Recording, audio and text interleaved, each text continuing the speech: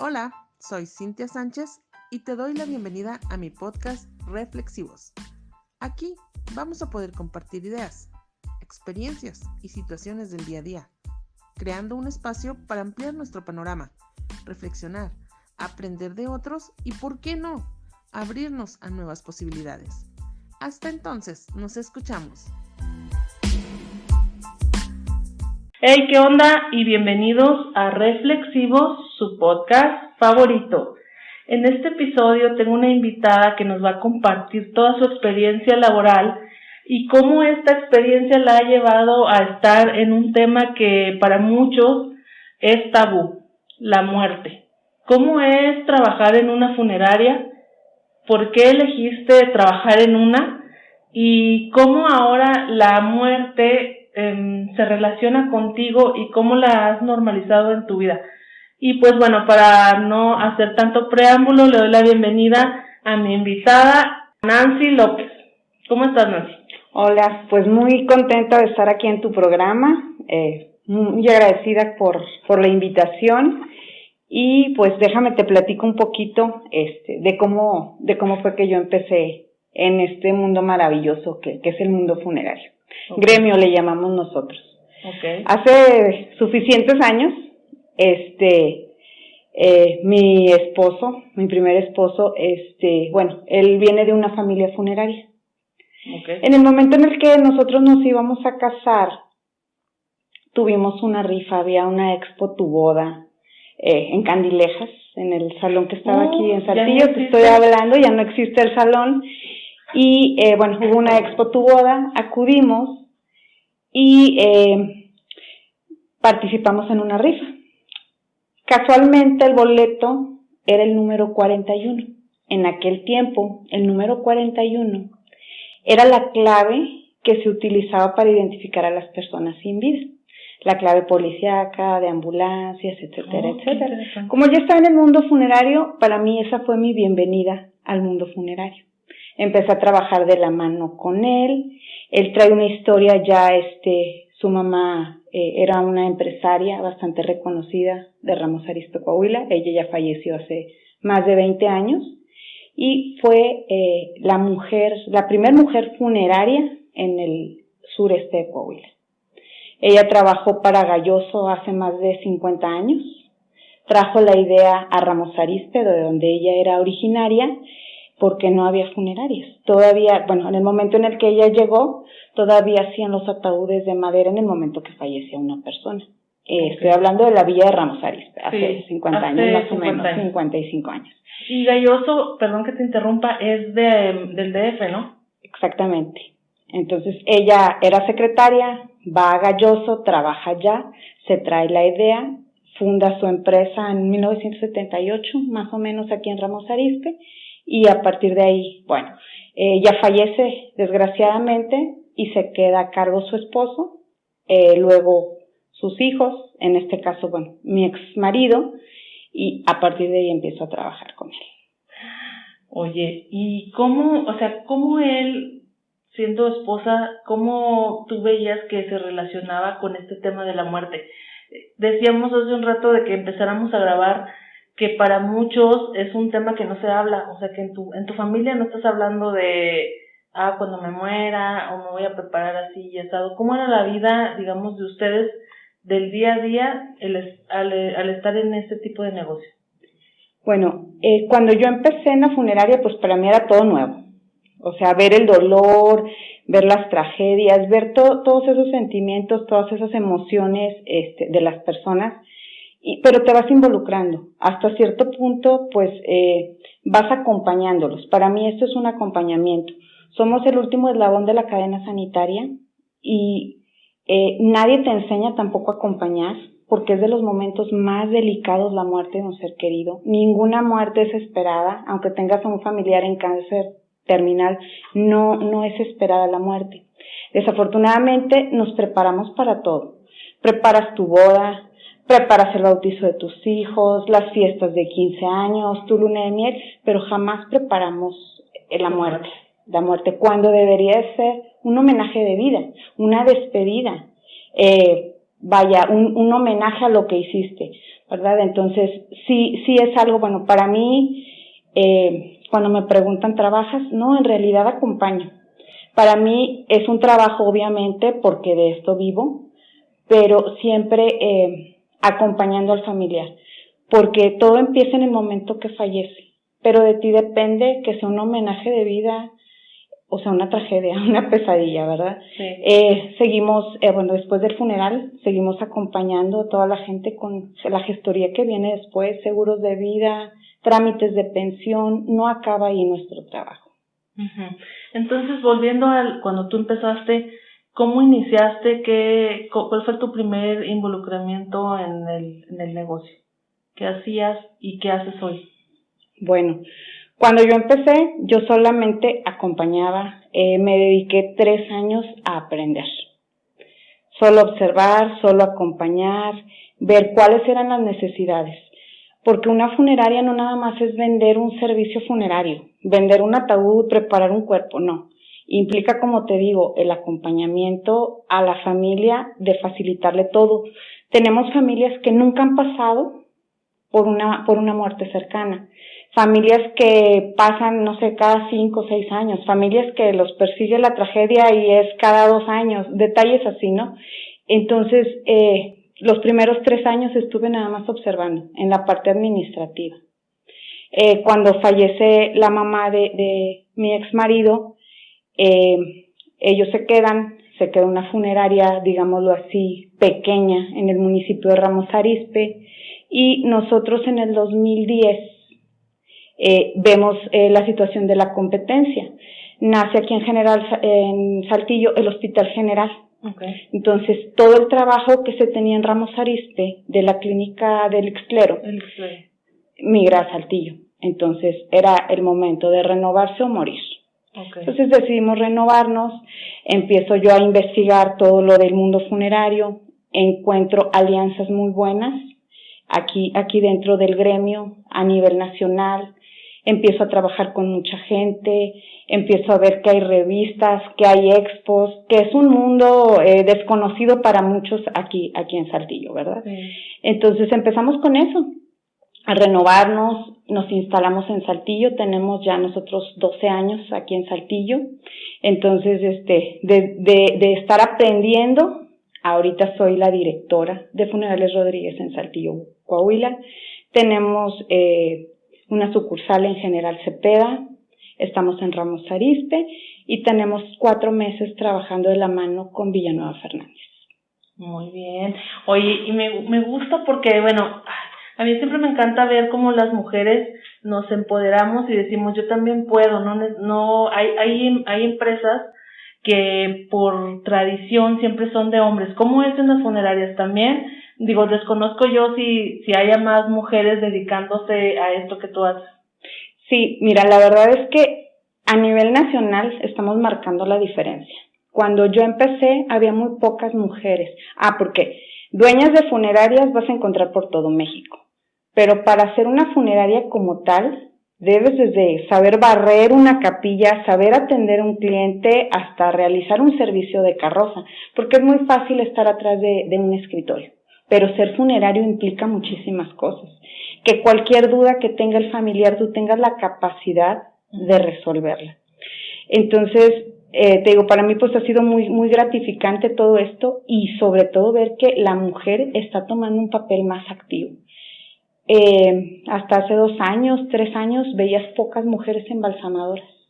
El día 15 de marzo, la mayoría de las personas embalsamadoras, se hizo un foro que realizó el Instituto de Enlace del Noreste, acá de Tamaulipas, una escuela, y fueron 100 mujeres embalsamadoras en ese foro. Entonces estamos hablando que, no te puedo decir que estemos en igualdad, ¿verdad? Pero estamos aumentando en porcentaje. Ganando ahí lugares. ¿Sí? Sí, ganando lugares, un trabajo que era solo para hombres, porque, bueno, como cargar un cuerpo, como en el caso de embalsamar, ahorita pues es más maña que fuerza, en realidad. Entonces, para mí, te digo, es muy gratificante pertenecer a esto. Quien dirige todo el networking es una mujer. Uh-huh. Funerales Rodríguez empieza con una mujer, con la abuela de mis hijas. Funerales Rodríguez pues ya tiene más de 45 años. En Ramos Arizpe nació, ahorita estamos en Saltillo y ya estamos en General Cepeda. Hubo un momento en el que alguien me dijo, oye, pero tú no eres una Rodríguez. Y yo con mi cara de que sí es cierto, no soy una Rodríguez, pero soy mamá de 2 niñas Rodríguez. Entonces, ahí es donde vamos, ¿verdad? A mis hijas les apasiona y les digo, ustedes saben, si seguimos una tercera generación, si ustedes ahí se quedan, si les gusta, adelante. Es el negocio más noble, es donde se necesita muchísima pasión para poder entender las emociones al final, ¿verdad? Entonces, pues, es algo muy bonito, es muy gratificante para mí. Me gustó mucho la palabra que usaste de acompañamiento, porque al final del día creo que un acompañamiento siempre se debe dar en cualquier servicio y más en este, ¿no? Y quisiera que nos ahondáramos un poquito más en todas esas actividades. Ahorita hablabas de la preparación de la capilla, del embalsamar. ¿Cómo llevan esas actividades ahí? Por ejemplo, el embalsamador que tú tienes es chica o es hombre. Ajá. ¿Cómo es los horarios? Porque también, por ejemplo, si alguien muere en la madrugada, o todo ese tipo de cosas, ¿cómo es el funcionamiento, digamos, del día a día de la funeraria? Ok, fíjate, hoy casualmente celebramos el Día del Funerario. Ah, sí. Es 17 de marzo, Día de San José. Pues muchas felicidades. Muchas gracias. Todo esto es un proceso. Desde que fallece la persona, estamos en ese acompañamiento. Para bien o para mal, aquí en Saltillo, fallece una persona y nosotros estamos siempre en domicilios, en clínicas. Muchas veces dicen, vienen los coyotes, vienen los buitres, pero es el momento de acompañar. Como en todos los ámbitos, habemos profesionales buenos, habemos profesionales malos. Entonces, aquí para nosotros, para Funerales Rodríguez, lo más importante es el acompañamiento desde que fallece la persona. ¿Por qué? Porque hay que hacer gestoría en un hospital. Decirle al familiar qué tiene que entregar para que le den su certificado de defunción y nosotros podamos realizar el rescate y la recolección del cuerpo. Después de eso es trasladarlo al laboratorio para empezar el embalsamamiento. Voy a hacer un paréntesis. Tenemos 2 mujeres embalsamadoras con nosotros y un hombre. Okay. Son los 3 turnos. Entonces tú llevas a la persona, ya sea si murió en su casa o en el hospital, lo llevas a la funeraria. Ese es como el primer paso. Sí. Bueno, previo a la papelería que ya comentabas. Ajá, ese es el primer paso, que nosotros recogemos el cuerpo, lo trasladamos al laboratorio, ahí está la gente que se encarga de preservarlos, embalsamarlos, presentarlos, ¿verdad? Sobre todo en higiene. Perdón que te interrumpa, ¿los laboratorios están en otro lugar de que no es la capilla?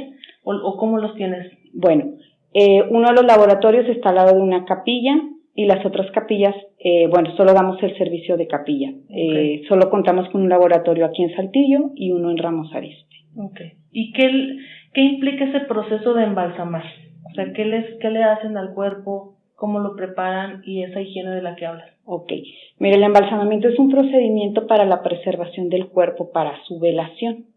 Si una persona fallece después de las 6, 8 horas, dependiendo de su edad, sexo, enfermedades previas, pues va a presentar ciertos aspectos de descomposición, no todos. Okay. Tenemos nuestras funerarias en General Cepeda. Te puedo decir que la mayoría de los cuerpos no se embalsaman y no tienen cambios. ¿Por qué? Porque tienen una alimentación muy sana, porque hacen más ejercicio que nosotros. Es un ambiente muy, muy diferente al de Saltillo. Aquí cambian inmediatamente, ves los cambios en los cuerpos. Entonces, lo que nosotros hacemos en un embalsamamiento es una preparación vía arterial, en donde se cambian los fluidos corporales por químico para preservar todas las estructuras. Okay. Los químicos son de patente, su base es el formol, entonces nosotros nos encargamos de extraer todos los líquidos del cuerpo y hacer su preservación y su presentación. ¿Por qué hablo de higiene? Por normas de la Secretaría de Salud, ¿verdad? Pues hay muchas enfermedades, ¿verdad? que son contagiosas, hay muchas enfermedades que lastiman a un cuerpo, entonces nosotros somos los encargados pues de presentar ese cuerpo lo mejor posible. Okay. Dependiendo de la enfermedad que tiene, es como su descomposición, por así decirlo, que va a presentar. Es decir, bueno, a lo mejor tú no eres embalsamadora, pero imagino que conoces un poco el proceso.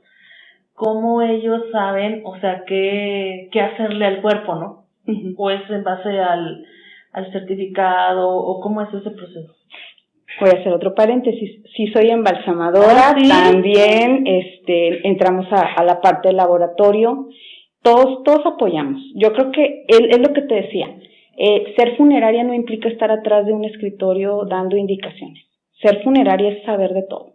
Quien dice ser funerario y no ha recogido un cuerpo en CEMEFO, no sabe lo que es un cuerpo en estado de putrefacción, no te conoce los panteones, no es funerario. No. Sí, o sea, un funerario debe saber todos los procedimientos. Y sí, regresando a tu pregunta, cada cuerpo es muy diferente.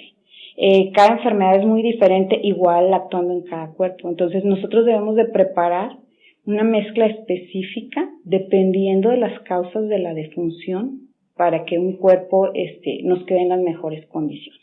Okay. ¿Sí? Nosotros trabajamos con una bomba de presión que hace un trabajo parecido al corazón con ese químico.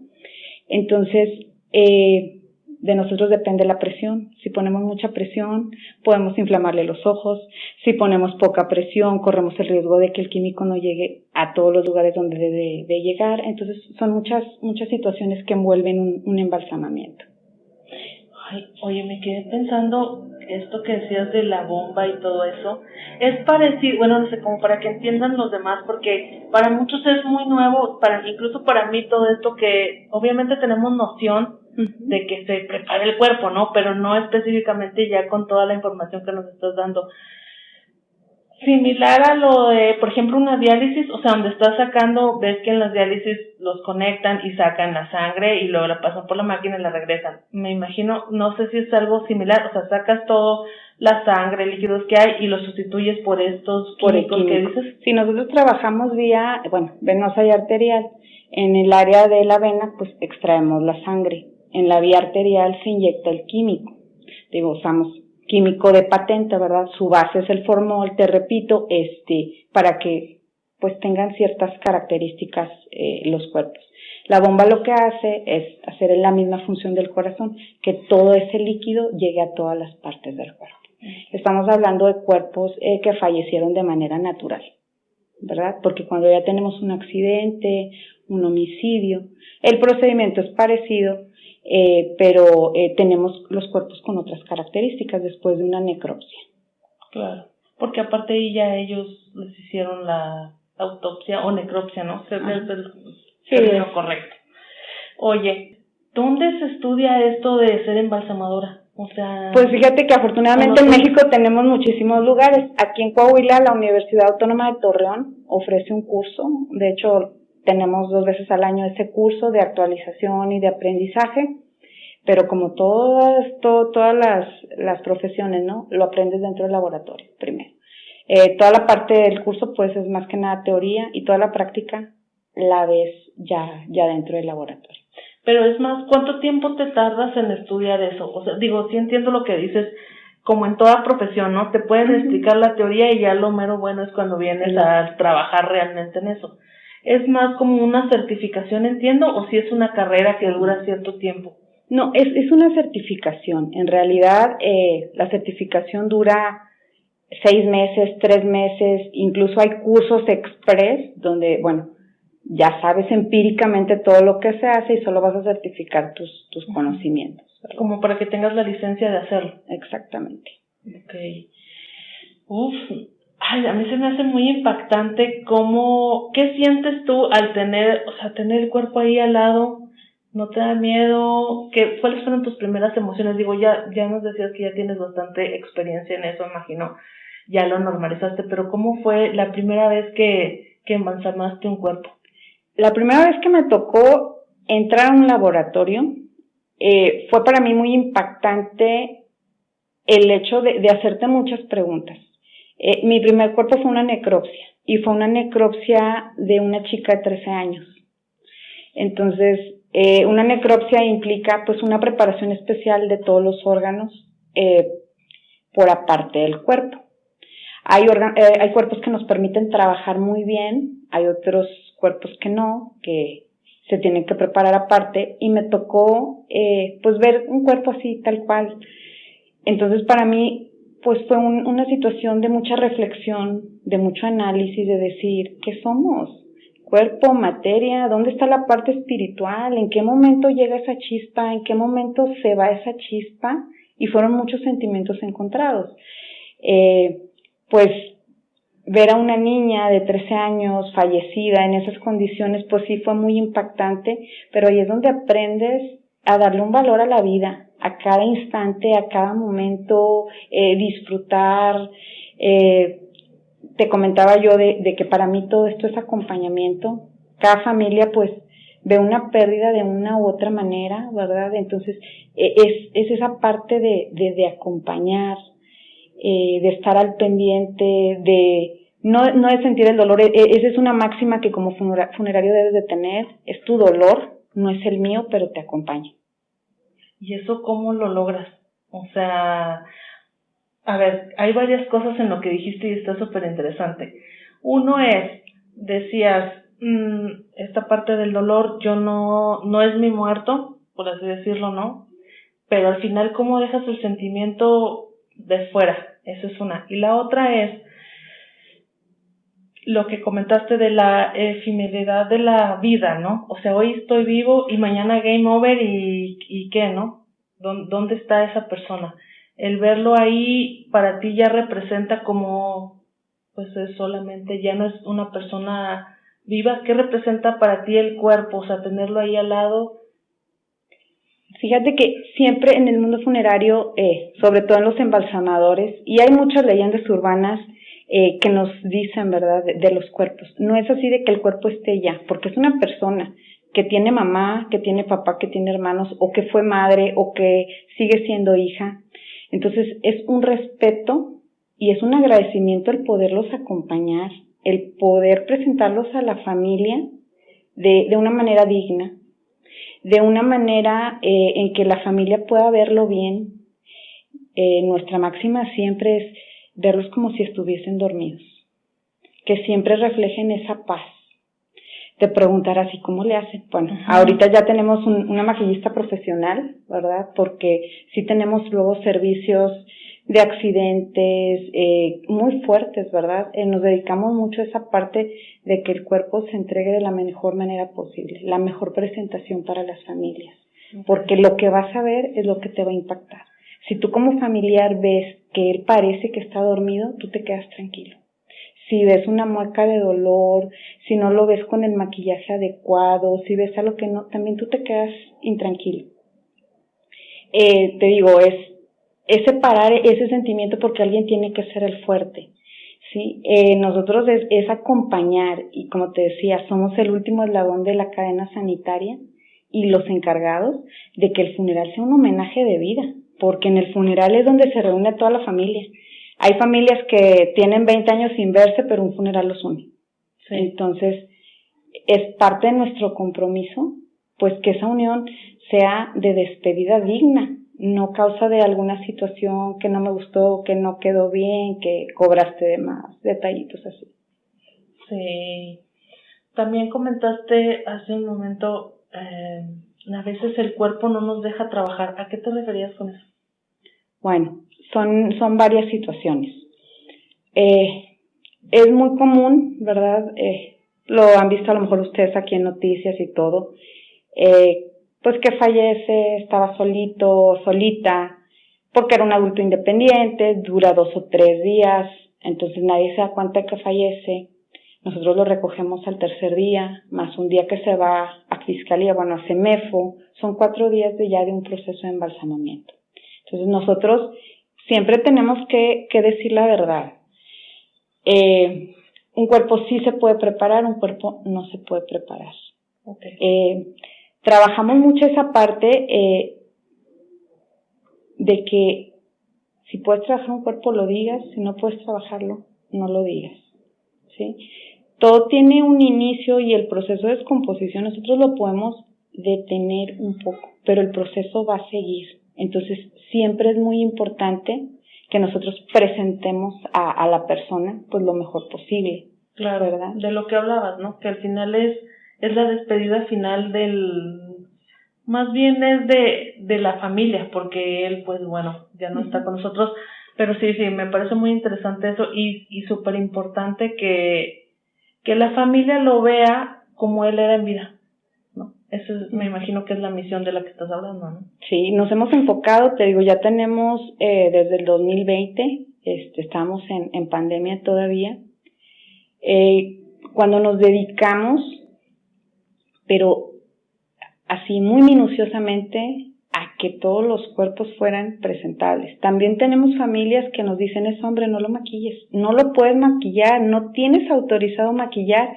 Sí es un poquito un freno, pero tratamos de que todos lleven un maquillaje muy natural, ¿verdad? Porque es una sensación de tranquilidad que refleja a la persona fallecida y que le da a toda la familia. Tenemos familias que nos han dicho, gracias, porque parece que está dormida, gracias, mi mamá quedó hermosa. Desafortunadamente las enfermedades nos cambian la coloración de la piel, facciones cuando, no sé, tienen alguna enfermedad donde bajan muchos kilos de peso, de todos te pudiera decir algo, ¿verdad? Tenemos a lo mejor un poquito ahí corto el tiempo, pero nosotros nos encargamos de que no, o sea, de que se refleje esa tranquilidad, de que la familia lo vea y se quede tranquila. Entonces, para cerrar como el proceso de embalsamiento, ya dijiste, es sacar los fluidos, poner eso que va a detener la degradación del cuerpo. ¿Y qué más? O sea, después de eso, la maquillada. Sí, bueno, ¿qué más? Cuando terminamos, de embalsamar, la inyección de los químicos y todo, el cuerpo se tiene que bañar, secar, cambiar. Es muy, muy importante todo ese proceso. Es en las cosas en las que siempre tenemos ciertas situaciones con las familias. Hay familias muy desesperadas que nos dicen, es que ya quiero el cuerpo, ya lo quiero ver, no aceptan esa realidad de que ya falleció y lo quieren inmediatamente. El procedimiento lleva de 4 a 6 horas cada cuerpo. Okay. ¿Sí? Entonces, luego es ponerle la ropa, ponerlo en su ataúd. El procedimiento se llama acicalado, ya el acomodo en el ataúd, ya se maquilla dentro del ataúd y pues damos la presentación final. Para nosotros es muy importante siempre citar a la familia media hora antes para que ellos se despidan íntimamente, ¿verdad? Nada más los miembros más cercanos y ya después se cita a las demás personas. Ya cuando terminamos este procedimiento, bueno, ya se pone ya sea en su domicilio o en las capillas. Después de la pandemia, pues todos queríamos capilla, y luego ya nos acostumbramos a los domicilios otra vez, pues ya depende de cada familia. Sí, y ahora durante la pandemia ya ves que no se permitía hacer velaciones ni nada de eso. Ustedes dentro de la funeraria también tienen el servicio de cremación. ¿Ahí los cuerpos llevan un proceso diferente a lo que nos platicaba? No, el servicio de cremación depende mucho de lo que la familia busque. Hay familias que te piden una cremación inmediata, hay familias que te piden una cremación con velación, pero que no embalsames el cuerpo, y hay familias que piden una velación, un embalsamamiento, una velación y posteriormente una cremación. Entonces, para cada servicio, bueno, pues es diferente. Ningún servicio es igual al otro. En la cremación directa, pues nada más nos encargamos de tener el certificado de defunción, la orden del registro civil para poder realizar la cremación y pues el procedimiento dura también de 2 horas y media a 4 horas y media, depende de la complexión del cuerpo. Okay. Y ahí no haces ningún embalsamiento ni nada de eso. Depende, si la familia lo pide, sí, porque hay familias que tienen, otros familiares foráneos se quieren despedir, entonces hacemos el proceso de embalsamamiento, velación y luego ya la cremación. Oye, y por ejemplo, todo esto de los fluidos, ¿a dónde va a dar? Mira, nosotros tenemos, pues es una máquina cloradora, ¿verdad? En donde lleva cierto tratamiento con hipoclorito porque después pasa al drenaje, pero ya tratado. Okay. Sí. Ay, eso se me hace súper fuerte porque yo también en mi vida pues sí he tenido muertes cercanas y por ejemplo para mí de lo que hablabas de verlo en el ataúd, para mí nunca me ha gustado ir a ver el ataúd porque siento que no me quiero quedar con la imagen de cómo esté. Pero ya ahora que nos comentabas, digo, obviamente va a depender mucho de la funeraria donde lo hayas llevado y cómo lo hayan preparado, ¿no? Uh-huh. Pero sí, me parece importante eso que dices, que la gente pueda despedirse realmente de la persona y no de cómo murió o cómo quedó y de esas cosas. Oye, y entrando en tema de, al final estamos hablando de la muerte. No sé si tú creas en la parte espiritual. ¿Cómo alguna vez te ha pasado algo, digamos, paranormal o algo que tú digas, oye, este cuerpo sentí que, bueno, ahorita hablabas de que tú no te casas con el sentimiento de esa persona, pero al final hablaste ahorita de una chica que de 13 años, tú también eres mamá. Entonces el ver a lo mejor una persona que murió de X o Y forma, que tiene la edad de tu familia, ¿cómo manejas eso? ¿Has tenido alguna experiencia de ese tipo? Cuando mis hijas eran más pequeñas, pues me tocaba mucho con los niños, ¿verdad? Y somos energía, bueno, creo en Dios y también creo mucho, pues, en la energía, ¿verdad? Te decía, parece leyenda urbana que luego contamos de los funerarios, que pues vienen a veces con cierta rigidez y les empiezas a hablar, claro, porque estás compartiendo tu energía. Sí, hay veces que, bueno, lamentablemente te pasó, estoy aquí para acompañarte, déjame te ayudo, ¿verdad? A terminar este proceso, tu familia te espera, eso es súper importante, nosotros, pues lo manejamos mucho, ¿verdad? El hecho de que, como te decía. O sea, tú le hablas al cuerpo. No como tal, más bien esto lo hace como que el embalsamador, quien en realidad está ahí de lleno, ¿verdad? Sí, bueno, me refiero a la persona que recibe y que lo va a preparar. Exactamente. Muchas veces mucha gente dice, no, es que son ideas, pues son tus creencias. Hay veces que sí te funciona, hay veces que nos dicen, oye, es que está llorando. No está llorando, es agua que quedó y, o sea, todo tiene una explicación. Cosas que han pasado, sí, la energía se queda, tuvimos muertes muy inesperadas.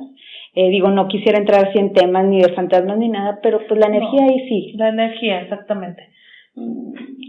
Sí, pues al final somos energía, estando vivos. Entonces existe energía residual, que es a la que yo me refiero. O sea, que digas tú, oye, pues la otra vez estaba escuchando, fíjate, algo sobre eso, ese proceso, y decían, pues también hay sonidos que el cuerpo hace, que tú ahorita comentabas, pues todo tiene una explicación científica y al final uno siempre le va a dar una explicación a lo que sea, ¿no? Ahorita si se abre la ventana, pues el aire, ¿no? Pero sí me gustaría, por ejemplo, tus hijas desde chiquitas, imagino, están en una funeraria. Sí. Y ellos, los niños, pues dice la gente, ¿no? Que tienen otras capacidades de ver. ¿Alguna vez te dijeron algo? Más pequeñas. Sí, o sea, más chiquitas. pequeñas sí me decían que había un niño, que había una niña, porque bueno, en ese momento vivíamos al lado de la funeraria. Sí escuchábamos situaciones, pero como dices, pues buscas una respuesta. Había situaciones que no tenían una respuesta. Y como te digo, bueno, yo soy creyente, entonces siempre les decía, bueno, ¿saben qué? Si se sienten inseguras, hay que rezar un Padre Nuestro, hay que encomendarnos a nuestro ángel, etcétera, etcétera. Nunca les ha pasado, afortunadamente, ninguna situación que lamentar ni nada por el estilo. Y me ha pasado por etapas con ellas. Cuando ellas eran muy pequeñas, como mamá sí dices, híjole, un bebé. Luego 5, 7, 8 años, porque hay muertes que, aunque te digo, no es tu dolor, pero sí te marcan. O sea, hay mil de historias. Yo tengo por año un diario de un funerario, porque voy escribiendo, digo, de las cosas que más te impactan. No puedes poner nombres, no puedes poner fotografías, pero siempre hay algo que te impacta. Durante la pandemia no hubo tiempo de escribir. ¿Por qué? Porque era una muerte tras otra muerte, tras otra muerte, y lamentablemente veíamos que falleció la mamá, luego el papá, luego un hermano, luego un hijo. Hubo familias en donde en pandemia se llevó a 6, se llevó a 8. Entonces, pues todo te mueve tus energías y todo, por más fuerte que seas, ¿verdad? Pero pues tratas como que de separar de que, ¿sabes qué? Es tu dolor, no es el mío. Claro. ¿Y cuál sería como una situación muy fuerte que nos pudieras contar que a ti te impactó? No necesariamente de energías y de eso, sino inclusive pues en sentimientos, ¿no? De pues vi a esta familia, lo que nos comentabas, algo que nos puedas comentar. Como te decía, fue por etapas y yo creo que eso es lo que ha impactado más mi vida. Un chiquito de Ramos Arizpe que lamentablemente falleció jugando. Él estaba en su casa había un barandal, él estaba jugando, brinca el barandal y su hoodie se queda el gorro atorado en el barandal y se ahorcó. Para mí fue una situación como mamá muy fuerte. No puedes culpar, no podemos juzgar, jamás juzgar una muerte. Pero yo decía, Dios mío, que yo nunca me quede lejos de mis hijas. Que no pase un tiempo que yo tenga que lamentar porque no les puse atención. Esa muerte yo creo que es lo que más me ha marcado. O sea, esa parte de un momento de un niño, de felicidad, de juego, terminó en muerte. Yo creo que las cosas con más sensibilidad, ¿verdad? Y ahí es donde yo te decía en un principio de cómo para ti ha afectado o te ha cambiado tu visión y tu forma de vivir, ¿no? El estar en contacto con la muerte. Porque el día a día uno no piensa en eso. Dijiste tú, en un momento de alegría, de esparcimiento, menos vas a pensar que voy a morir hoy. Nunca nos hacemos este cuestionamiento de, ¿y si muriera hoy, qué va a pasar? ¿Cómo afecta y tú cómo vives ahora tu vida después de tener este trabajo? Fíjate que yo la vida la disfruto muchísimo. En pandemia perdí, te puedo decir, a mi mejor amigo, a mi hermano funerario. Es algo que todavía es un duelo que todavía no puedo procesar, porque pues el hecho de que estés aquí no te hace totalmente insensible y tampoco estás preparado o preparada para que alguien de tu gremio fallezca. Para mí ha sido una de las muertes más difíciles de entender. Nosotros nos veíamos el primer lunes de cada mes. Él venía aquí, era una persona bastante importante aquí en Coahuila y venía cada mes, nos veíamos, hablábamos, fue mi maestro, no tengas miedo, siempre un mentor, un padrino. Y la última vez que nos vimos en plena pandemia. Entonces, para mí fue muy difícil esa despedida. Yo lo vi en junio, el Día del Padre precisamente. Me dio muchísimos consejos: cuídate, tienes a tus hijas, no atiendas tú a familias porque ellos son los portadores. Fue una situación muy, muy complicada. Él era de Sabinas. Entonces, siempre que yo tenía la oportunidad de ir para allá, comíamos en un restaurante ahí muy famoso de Sabinas. Uh-huh. Entonces, la última vez me dijo, ¿sabes qué, Nancy? No vamos a ir a la estaca. Y yo, pero nada más vengo a Sabinas a comer a la estaca. ¿Cómo me dices eso? No, porque sabes que la vida puede cambiar. Ya te diste cuenta que no disfrutamos muchas cosas te voy a llevar a un lugar donde hacen un caldo delicioso, era una fonda. Y yo así de que llevaba a mis hijas con él pues siempre fueron, para ellas fue su tío Héctor. Entonces fue la última vez que nos vimos. Disfruté ese caldo de res como no tienes una idea. En ese momento pues no asimilas esa despedida. Y me dice, oye, ¿qué vas a pedir de postre? Aquí hacen las mejores malteadas de Sabinas. Entonces le digo, no, ya comí suficiente, o sea, ¿cómo crees que maltea? Entonces dice, bueno, las niñas, ¿qué quieren, niñas? Y las niñas me voltean a ver así como que, ¿podemos? ¿No podemos? Y yo así de que una para las dos porque ya es mucho dulce. Y me dice, déjalas que disfruten. Tengo las últimas fotografías con él y cayó en cama a los 15 días. Y falleció en la pandemia. Estábamos como con 6 muertos al día. No pude ir a despedirlo. Eso es de las cosas que todavía pues siento mucho, ¿verdad? El no poder haberlo despedido, el no poder pues verlo ni hablar con él. La última llamada me contestó, pero ya no habló.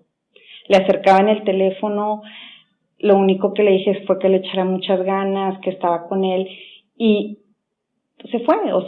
Entonces fue de esas despedidas donde ni siquiera pudiste ver una cara, donde ni siquiera pudiste decir adiós, y es muy difícil y es parte de un duelo que pues en mi caso todavía sigo viviendo, ¿verdad? Porque a veces dices, ¿dónde estás? O sea, donde quiera que estés, Antes lo soñaba muchísimo, ahorita ya como que esos sueños han sido así como que le digo, oye, si me voy a ir contigo ya, si no, ya, por favor.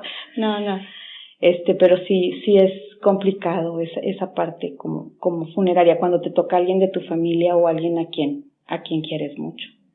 Como funeraria, ¿tú puedes atender a un familiar? O sea, ya ves como en otras profesiones, por ejemplo, no sé, un psicólogo o alguien que va a operar, recomiendan que no sea tu hijo o así, porque tu emoción no es la misma, justamente lo que decías. No es lo mismo que venga alguien, por más impactante que sea, a que sea un familiar, un amigo. ¿Cómo se manejan en ese aspecto? Fíjate que cuando es alguien muy cercano, sí te permite una despedida pues más íntima. Si a mí me tocase decidir sobre mis familiares, como embalsamadora te diría que yo no permitiría el procedimiento a ninguno de mis familiares. Yo preferiría una velación de poco tiempo, directamente al panteón o una cremación.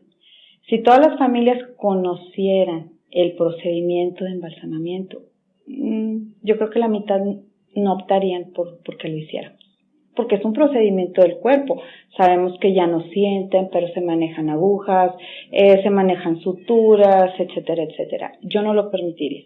Si a mí me preguntaran o yo tuviera la facultad de decidir sobre mi familia cercana, yo no lo permitiría. Fíjate que hace como unos, ¿qué serán? Pues ya creo que más de 10 años murió un tío mío y me acuerdo que mi abuela lloraba mucho por ese proceso, porque decía, es que ya le sacaron todo, y esa era como su expresión, ¿no? Y ahorita por eso te preguntaba, ¿qué le hacen a esa sangre, a lo que sea que le vayan a quitar? Porque al final es parte del cuerpo, ¿no? Sí, lo único que sale de un cuerpo en realidad es eso, sangre, líquidos corporales. Mucha gente todavía tiene la duda, ¿y qué les hacen a los órganos? Sí, por ejemplo. Si llegan con nosotros, ningún órgano sirve. Es de otra de las leyendas urbanas. Oye, es que le van a quitar el corazón. No, los órganos son viables cierto tiempo y en ciertas circunstancias. ¿Sí? A nosotros, o sea, ni hay mercado negro, ni hay nada por el estilo, porque muchas veces piensan, oye, le van a sacar los órganos, no sirven. Al fallecer la persona, si no está en cierto estado, digámoslo así, vegetativo, cierto coma, los órganos no sirven. Cuando llegan con nosotros, ya no sirven nada. Okay. Entonces no le sacan los órganos, no nada. No. Luego también, volviendo a esto que decías, ya mencionaste leyendas urbanas. Luego hay que les hacen cosas a los cuerpos, por ejemplo, que los violan o cosas así. Obviamente tú estás al frente de alguna, ¿eso ha ocurrido o tú sabes si ocurrirá o es simplemente una leyenda urbana? Porque al final la persona tiene que tener ese respeto del que tú nos estás hablando y que tú me transmites a mí. El respeto hacia el cuerpo, hacia que justamente dijiste, esta persona es una mamá, es un hijo, es un padre. ¿Cómo ves tú ese tema? Fíjate que nosotros nos acostumbramos tanto a ver la anatomía de un cuerpo que ya no volteas con morbo, ya no volteas, bueno, digo, las parafilias existen, los necrófilos existen. Afortunadamente, bueno, tengo entendido que aquí en Saltillo no nos ha tocado ningún caso, cuidamos mucho esa parte. Sabemos, pues médicamente, ¿verdad? Pues que tienes un cuerpo ya en proceso de, digámoslo así, pues que ya no presenta las mismas características y no nos ha tocado en realidad ninguna situación pues de ese tipo. Okay. Sí, porque también a veces la gente, pues por lo mismo, está renuente a lo mejor a que alguien los prepare y algunos dicen, no, ya mejor cremación, no vaya a ser, como ese tipo de cosas. Para entrar un poquito más en esta preparación, ¿qué es lo que tendríamos que hacer y en tu recomendación y tu experiencia prepararte? Porque también existe el mito de, oye, no es que si ya compro un plan funerario o compro un terreno en el panteón es llamar a la muerte. Sí, bueno, mira, eso ha ido cambiando. Antes era muy difícil quién se preparaba para la muerte, quién estaba pues buscando una previsión. Digo, hay gente que compra porque pues, van los vendedores y tocan la puerta y pues es un servicio que a final de cuentas vas a utilizar. Pero ahorita la gente ya pregunta, ¿por qué? Porque no tienen pareja, por la edad en la que ya se encuentran, para no dejar problemas a los hijos, ya tenemos más esa parte. Yo en general a la población les recomiendo que busquen a su funeraria de confianza. Así como tienes a la chica que te pinta el cabello, te alacia el cabello, te pone las uñas, a la señora que te cocina, sí, como escogemos, también siempre tiene que ser tu funeraria de confianza. Muchas veces nos dejamos ir por el precio. Como te decía hace un momento, desafortunadamente aquí en Saltillo hay un fallecimiento y nos dejamos llevar por el precio, ¿no? O sea, un suceso de una muerte no es irte al precio. Primero ve qué te están ofreciendo, quién te lo está ofreciendo y que te convenza. No es una decisión que se tenga que tomar en el momento, porque después llegan familias, oye, es que en tal lugar me pasó esto. No, señora, aquí no va a pasar. O sea, aquí tiene la certeza de que no va a pasar. Y siempre ser muy claros. Una de las cosas que siempre nos pasan es que pides ropa. Y la mayoría de las veces, pues te dan ropa que a veces ya no le queda a la gente. Entonces, a veces son foráneos, pues ahí sí como que les dices, compras o voy a recortar la ropa, ¿verdad? Porque también es de las leyendas que ha salido el periódico, es que le cortaron la ropa. La ropa es lo que menos se ve y para no forzar el cuerpo, para no molestarlo tanto, siempre se opta en el laboratorio cuando no queda la ropa, ¿verdad? Sí hago esa aclaración, ¿verdad? Porque a veces te traen ropa de hace 20 años, ya no le quedaba. Okay. A veces te dicen, oye, es que quería su vestido de novia. Ok, ¿estás de acuerdo que no, pues vamos a tener que cortar, acomodar, ¿verdad? Porque en eso sí somos especialistas te digo, en el acicalado, en el ataúd, que es el acomodo, y son de las cositas pues que siempre se batallan en los funerales. Porque la caja usualmente está cerrada y lo que ves desde el pecho hacia arriba. Y es lo que tú dices que es la parte que ustedes se esmeran más para que se vea bien. Exactamente. Bueno, en realidad es en todo, ¿verdad? ¿Por qué? Porque nosotros siempre les digo, con los cuerpos, al trabajarlos, a todos se les trabaja con el sumo cuidado como si fueran portadores de VIH. Okay. Ni los lastimas, ni te pones ahí para que te contagies, ¿sí? Entonces, es ese respeto, es ese límite, ¿verdad? Con sumo cuidado. Y, bueno, las cosas que siempre les comentamos es de que su ropa sea la adecuada para el momento, ¿verdad? Muchas veces nos llegan cuerpos con necropsia, que son mujeres jóvenes, y nos dan una blusa con escote. En una necropsia, pues obviamente, hay suturas a veces hasta la barbilla, entonces no podemos exponer un cuerpo así. Hay muchas familias que abren el ataúd, tú no puedes entregar un cuerpo, por ejemplo, sin pantalón. Si te dieron calcetines, tiene que ir con calcetines. Si te dieron joyas, tiene que llevar sus joyas. Esa es de las cosas que siempre ponemos como respeto fundamental, porque también hemos escuchado aquí, oye, es que le robaron un anillo. Siempre es recomendable, ¿sabes qué? Se acabó la velación, ¿quieres que se vaya con el anillo? Ok, sí, ahí va. ¿No quieres? Retírale las joyas. Entonces, siempre es importante que todo esté completo y que pongas lo que te den. Sí, también hay esa leyenda urbana, es que yo le compré un pantalón nuevo y le pusieron un pants. Sí pasa. Con nosotros no pasa, tenemos lineamientos bastante establecidos para que eso no pase. O sea, la ropa de la persona es de la persona, ¿sí? Si la persona trae una cobija y la familia la está pidiendo, regrésasela. Hay gente que, bueno, fallecen en los domicilios, pues les tenían las mejores cobijas. Hay gente que te dice, tíralas. Estíralas, no las usas, porque también nos ha tocado saber, ¿verdad? O sabes que la quiero de regreso, va de regreso.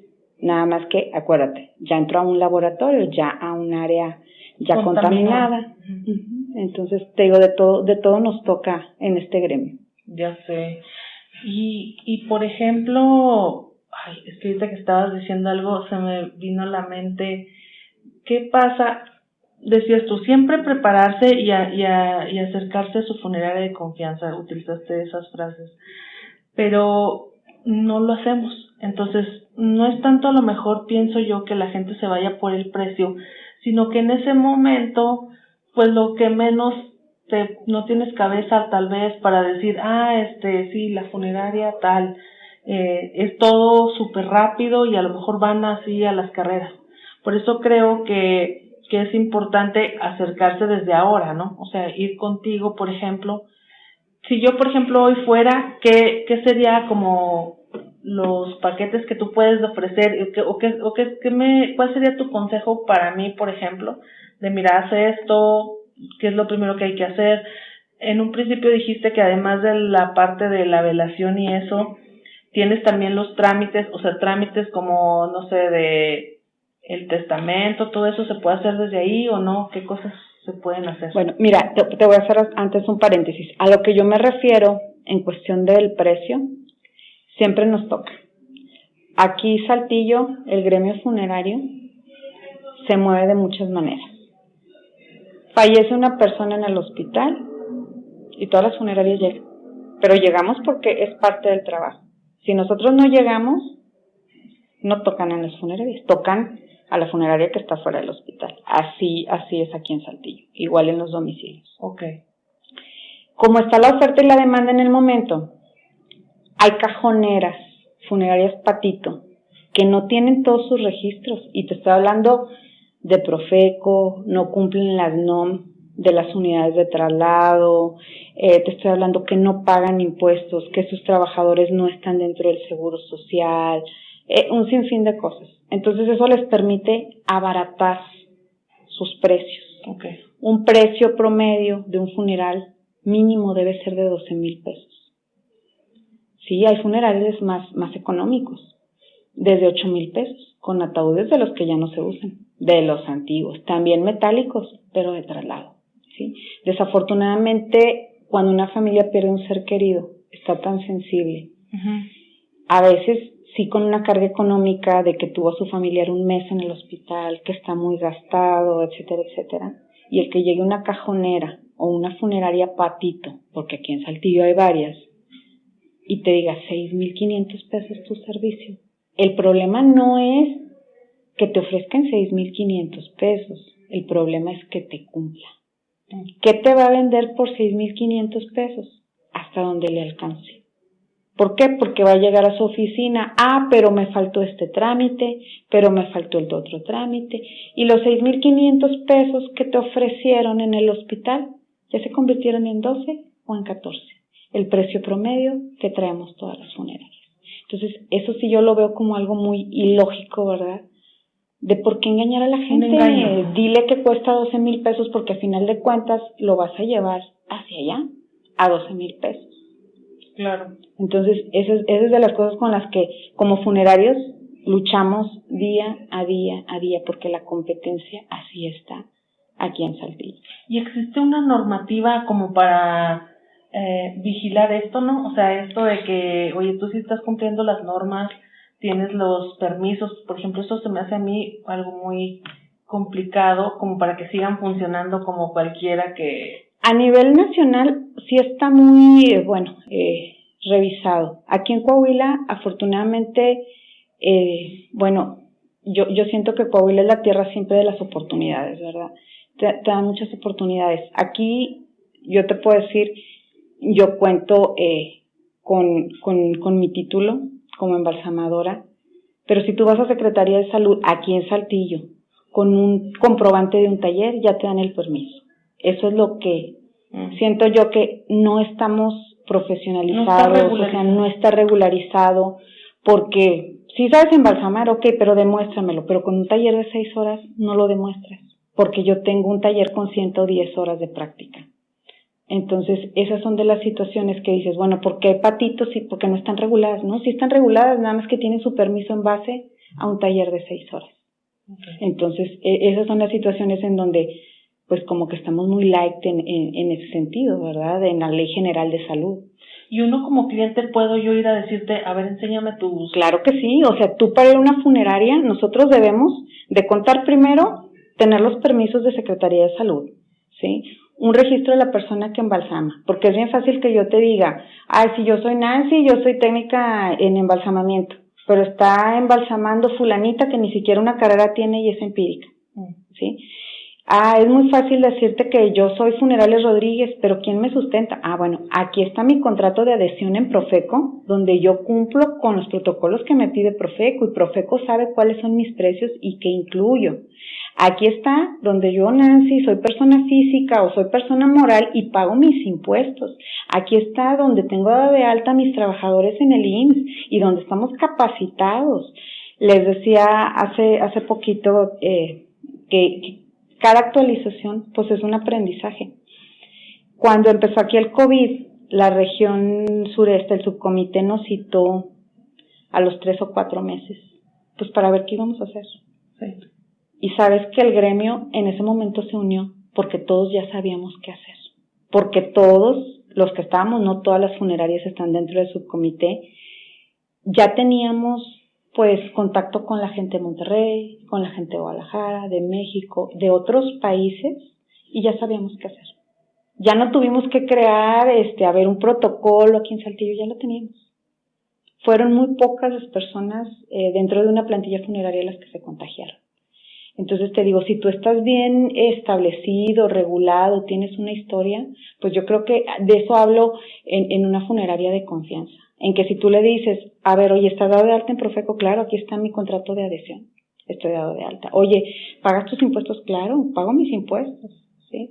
Tengo estos cursos, para mí sí es muy importante, o sea, el que puedas acompañar, te digo, en todo el procedimiento, que conozcas de leyes, que informes a la gente que sí, ¿sí?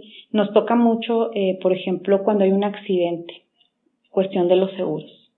Oye, es que la aseguradora me está pidiendo una carta del médico, no sé cómo hacerle. Tú tienes que tener toda la capacitación. Ok, mira, este formato te lo tiene que llenar el médico y que hizo la necropsia, es tal persona, permíteme contactarte con ella. Hablas con el médico. Doctor, fulanito tal, tengo tal persona que hizo usted la necropsia. Entonces te digo, es un entendimiento, no nada más es vender por vender, ¿sí? Claro. Si quieres vender y ganar dinero, dedícate a otra cosa. Esto no es para ti. Sí, no nada más es como te vendí ese paquete en 6,000 o 12,000 y bueno, pues ahí está, llévate el cuerpo allá al panteón y se acabó. Es todo un proceso. Es todo un proceso. Y ahorita que hablaba sobre el proceso que siguieron en COVID, ¿qué cambió de post a cuando ya estábamos en pandemia en esta preparación que hacían de los cuerpos ahí con ustedes? Bueno, el COVID fue algo nuevo para todos. Cuando empezaron los casos de COVID, los funerarios no estamos preparados para los cubrebocas. De hecho, había una escasez tremenda de cubrebocas, de guantes, bolsas para cadáveres. Entonces, lo que nosotros como funerarios hicimos, pues fue un protocolo, ¿verdad? En donde incluso la persona que fallecía tenías que ponerle un cubrebocas. Tuvimos nosotros una actualización que venía de Ecuador, Funerales Rodríguez, y aquí un comandante, Néstor Calvillo, hicimos un protocolo de cómo poder poner un cuerpo COVID en una bolsa para evitar el contagio hacia la familia, hacia nosotros. Entonces, todo cambió, los cuerpos iban en bolsas, algo que no se veía. Todos los cuerpos COVID tenían que cremarse con bolsas. No quiero ni pensar en la contaminación que hicimos en ese momento, ¿verdad? No hacíamos velaciones.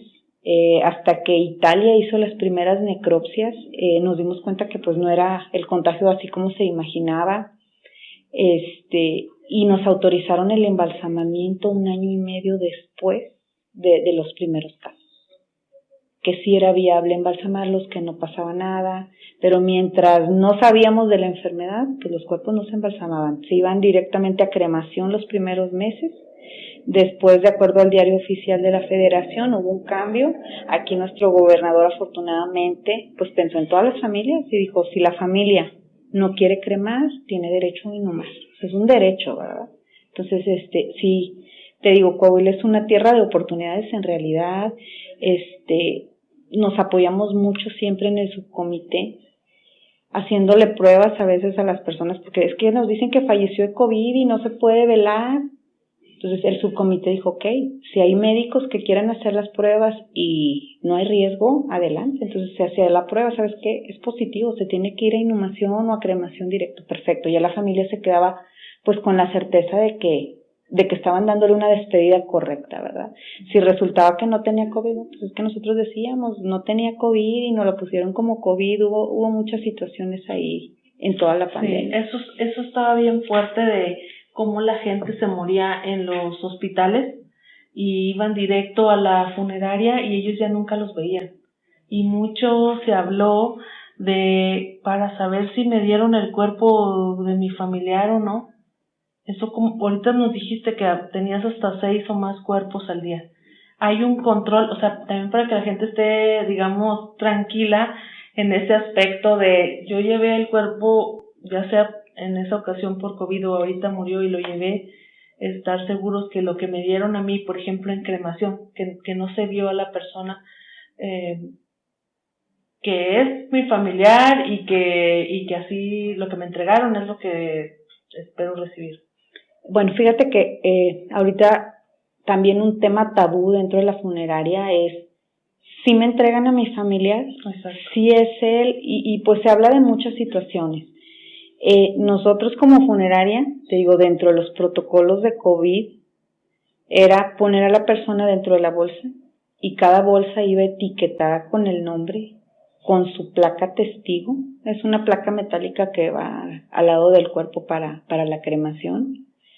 Y obviamente decías, bueno, yo tengo la certeza de que yo a ti, cremador, te estoy entregando a una persona y espero que tú con esa misma honestidad me estés entregando a la persona correcta, ¿verdad? Desafortunadamente, en lo que ya recogemos como restos áridos, pues ya no hay forma de decir, ¿sabes qué? Sí fue. Pero nosotros como Funerales Rodríguez, ahorita trabajando Villanueva Fernández, nos estamos esforzando. Incluso hay familias que nos dicen, quiero ver, a ver cómo entra mi familiar al horno. Perfecto. Puedes entrar, a ver, nada más, cómo entras, cerramos con puerta y te retiras, para tener esa certeza. Estamos muy abiertos a esa parte. Hay familias que quieren participar activamente y les damos esa oportunidad. Hay gente que dice, no voy a entrar, tú entra, yo te espero, la capilla está al lado del crematorio. Entonces hay gente que se espera, pues en lo que platica, en lo que se despide y espera a que estén los restos de su ser querido. Ay, Nancy, pues sí que me gustó mucho platicar contigo. Está muy interesante todo esto y creo que sí es importante que empecemos a normalizar todos estos temas. No sé si a ti te gustaría que cerraras con algo, con algún mensaje, alguna cosa que quisieras decir o algo que te faltó comentar durante la charla. Mira, de las cosas yo creo que más importante, más que planear, es tener la idea de que va a pasar, porque prepararnos sería una mentira. Nadie nos preparamos. Por más enfermo que veas a tu familiar, por más, no sé, en hospitalización o que veas resultados médicos, no estás preparado. Pero sí cambiar un poquito nuestra idea de que tarde o temprano va a pasar. ¿Sí? A veces en niños, a veces en adolescentes, a veces muertes esperadas, muertes inesperadas, o sea, cosas de que, oye, pero si ayer estaba platicando con él, ¿cómo que le dio un infarto? Son cosas que pasan. Entonces, pues ver la muerte como parte de la vida, o sea, es un ciclo, es un proceso. ¿Cuándo vamos a llegar? No lo sabemos, pero lo que sí sabemos es que es lo único seguro que tenemos. Sí. Y sabes, quiero rescatar lo que dijiste hace un momento. Disfrutar, o sea, ya que sabemos que ahora sí que lo único seguro, como ya dijiste, que tenemos es la muerte, entonces disfrutemos lo que hoy tenemos como vida. Disfrutar cada momento, disfrutar esta charla que tenemos, las personas que nos están escuchando, estar seguros y estar confiados que el servicio que realiza la funeraria, a la funeraria de tu confianza, como dijiste, va a ser lo mejor posible para tu familiar y que pueda tener esa despedida y que tú puedas tener un cierre. Sobre todo creo que es más hacia ese sentido, que tengas un cierre y que puedas sobrellevar el duelo, porque no se va a acabar ahí. O sea, hay un proceso posterior y un trabajo emocional que debemos tener.